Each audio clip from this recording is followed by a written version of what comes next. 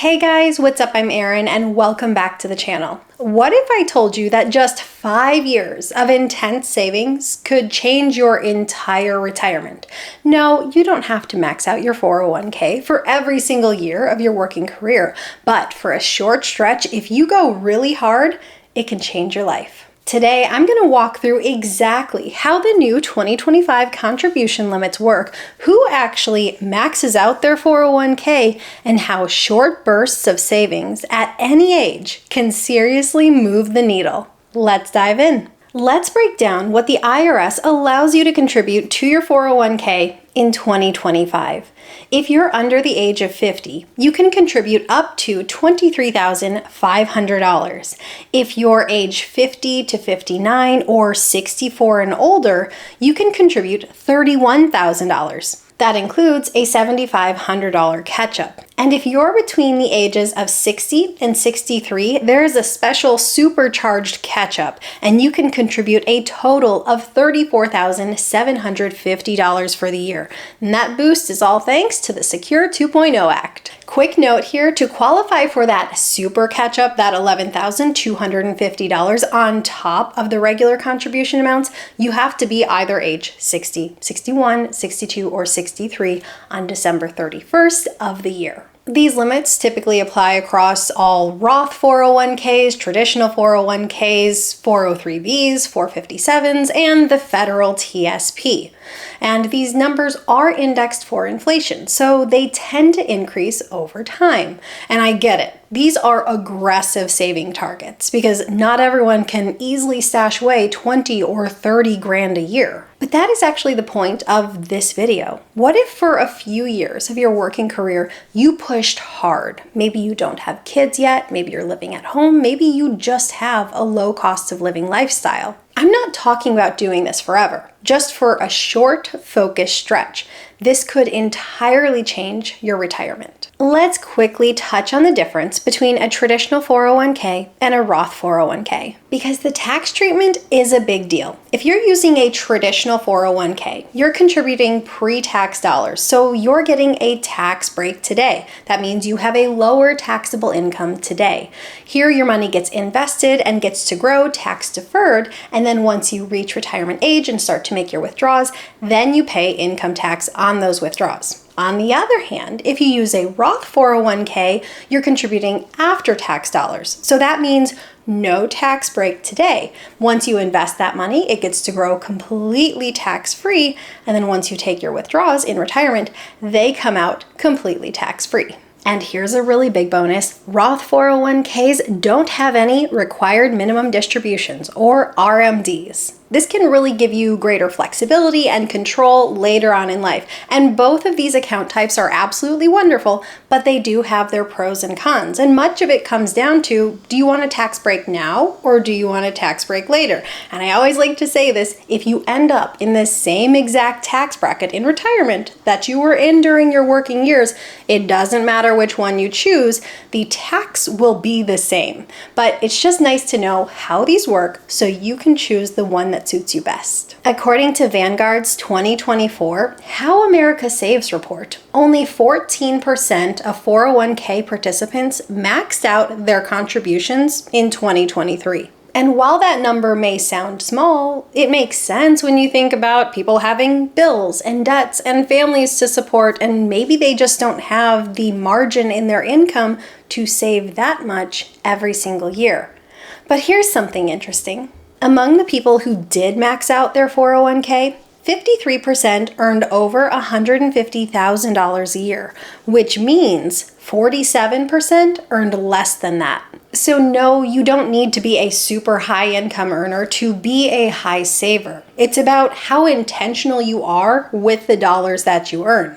But of course, the more you make, the easier it is to save a high dollar amount. But if you're living lean and staying focused, and maybe you have a short window where you can save aggressively, maybe that's before you have kids or a mortgage, and you can really push hard for a short time, even on a lower salary. And also a really major point to keep in mind, despite the topical focus of this video, you do not need to max out your 401k or similar type account at any point to build wealth. Let's look at a few real numbers because this is where things get really exciting. Scenario 1. You start at age 25 with nothing saved. Then you max out your 401k, investing $23,500 a year for just 5 years, from age 25 to 30. Then you stop. You don't contribute another dime. You just leave this money growing untouched and it compounds until you turn 65. We're going to assume an 8% annualized rate of return. By retirement, you'd have around $1.5 million. Again, that's with no additional contributions after the age of 30. This really speaks to the power of starting investing early and really letting compounding work its magic. Next up, we have scenario 2. This time we're going to have our investors start a little bit later. They're age 30. We're also going to assume that they have $37,000 in investable assets because, according to the Federal Reserve, this is the median amount of investable assets for someone who is 30. Here, the investor contributes $23,500 per year for 5 years, just like before. Then stops contributing altogether and lets those investments grow for the next 30 years. By age 65, this investor would have about $1.4 million invested. Still a really incredible result from just 5 years of really focused and intense savings. And remember, in both of these examples, our investor contributed for just 5 years and then never contributed another dime. Odds are, if you are someone who saved like this, even if you eased off your savings rate, you likely would still be contributing to your account in some form or another. Maybe just a lesser rate. If your employer has a match, please make sure you're contributing up to that match and capturing that free money. That's incredibly important. What these examples really show is that front-loading your savings, especially early in your career when perhaps your lifestyle is a low-cost lifestyle, can really set you up for life. You might be living at home, maybe you don't have kids yet or a mortgage, or maybe you're just used to living frugally because you were just in college or grad school. I truly think living frugally in your 20s is one of the easiest things you can do. It doesn't require that much sacrifice. It definitely gets harder in your 30s. Responsibilities tend to pile up. But what if you can go hard for just 5 years early on? That sacrifice could really give you decades of peace, freedom, and flexibility. You certainly don't need to be rich, but if you want to do a savings sprint, so to speak, it can make a world of difference in your life. All right, so what if you're not in your 20s or your 30s anymore? Is it still worth going hard? Absolutely. Let's walk through a few more scenarios. And again, we're going to use the median investable assets according to the Federal Reserve at the appropriate ages. Scenario number 3, starting at 40. You've already got $58,000 invested and you contribute $23,500 a year for 5 years. Then you completely stop contributing and you let it grow for 20 years and capture an 8% rate of return. By the time you hit 65, you're sitting on about $743,000. Not too bad for 5 years of intense effort. Scenario number 4. Start at age 50. You've already got $95,000 in investments, and now you're eligible for the standard catch-up. So you contribute a total of $31,000 a year for 5 years. Then again, you stop contributing and you let it stay invested for 10 years, capture that 8% rate of return. You'd end up with just under $500,000. That is nearly $500,000 from 5 years of intense saving and a few years of extra compounding. And finally, scenario 5, starting at the age of 60, you're already coming in with $145,000 in investments. And thanks to the Secure 2.0 Act, you can now make those super catch-up contributions, meaning you can put away $34,750 a year from age 60 to age 63. Then $31,000 a year when you're 64.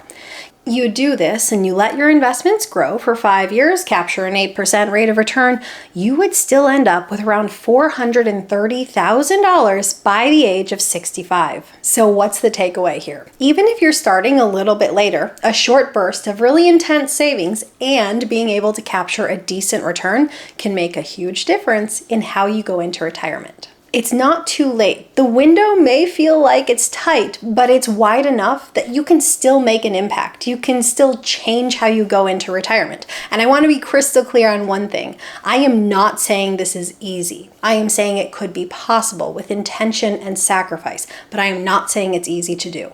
And these numbers, they're not just about trying to hit some IRS max for bragging rights. Can you have a successful, comfortable retirement without ever maxing out your 401k?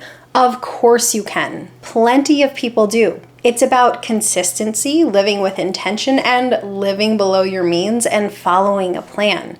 What I wanted to do with this video is show you the power of short bursts of intense savings, especially if you can give your money a long runway.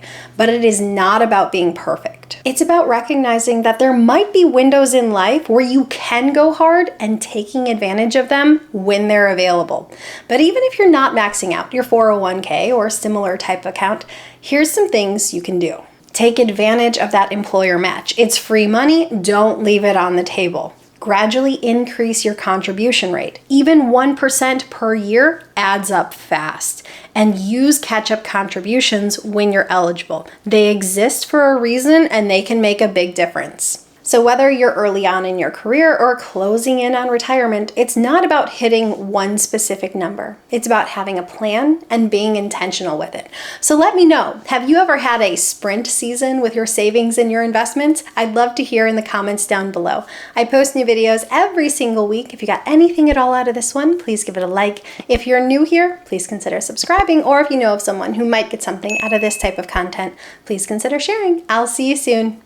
Bye. Would you like to stay? I know your fans would love to see you. Can I take the blanket?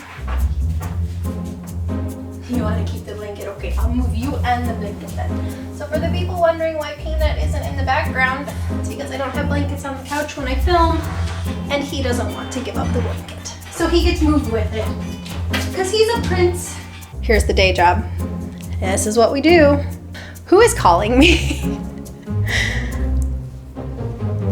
Bill Bengen is calling me. This is a moment, guys. This is a moment. I don't often answer my phone, but if Bill Bengen calls, I am answering my phone. We are going to be filming something together in an hour and 15 minutes. And you know, like, some days, like a legend gets paired up with an ordinary person, and today Bill Bengen is not getting paired up with a legend, but I am, so it's so exciting for me. I hope you guys enjoy it, because we're gonna release it here. I'm so excited. I need to take a moment to breathe. Okay, what was I even talking about? Calm down, breathe through it. I don't have a chill side to me, just in case anyone's wondering. These videos, maybe you think I'm just like relaxed and calm. Nope, that is not me. I think my neighbor is working out below me. Also, I have the best neighbor in the world, so rate of return. Did you hear my fingers? That hurt. I think that was everything.